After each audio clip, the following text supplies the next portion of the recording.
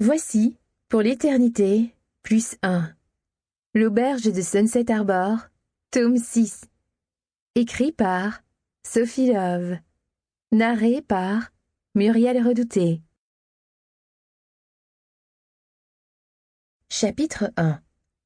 Le brouhaha du yacht club animé parut s'évanouir, tandis qu'Émilie entendait sa propre voix répéter les mots qu'elle venait de prononcer. « Je suis enceinte !»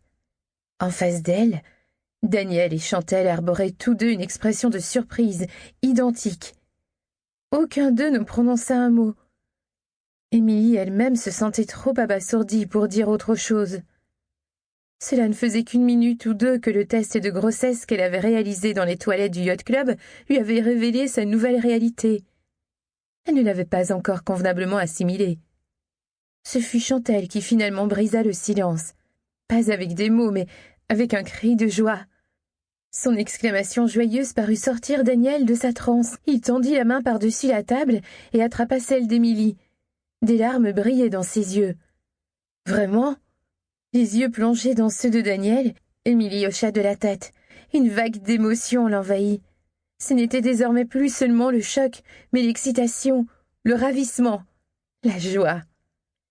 Il y avait un bébé qui grandissait en elle. Elle allait avoir son propre enfant. Elle et Daniel avaient créé une nouvelle vie ensemble. Leur amour et leur engagement leur avaient apporté ce merveilleux moment de bonheur. Chantelle commença à s'agiter sur son siège. « Je vais devenir grande sœur !» cria-t-elle. Le moment intense partagé par Émilie et Daniel se dissipa quand ils furent ramenés dans l'instant présent par l'exubérance de Chantelle. Ils rirent tous les deux. Émilie acquiesça pour confirmer ses dires. « Quand le bébé va-t-il naître ?» demanda Chantelle avec impatience. Émilie haussa les épaules, luttant toujours pour accepter sa nouvelle réalité. « Je ne sais pas encore. » Elle compta dans sa tête, essayant de déterminer quand elle avait pu concevoir le bébé. Le bébé, bien que voulu, n'avait pas été prévu.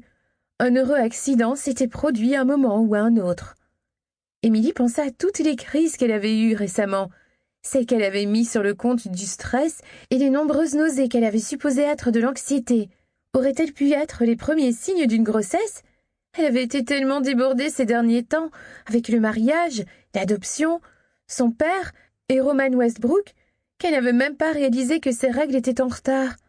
En y réfléchissant, elle réalisa qu'elle les avait eues la semaine avant de se marier.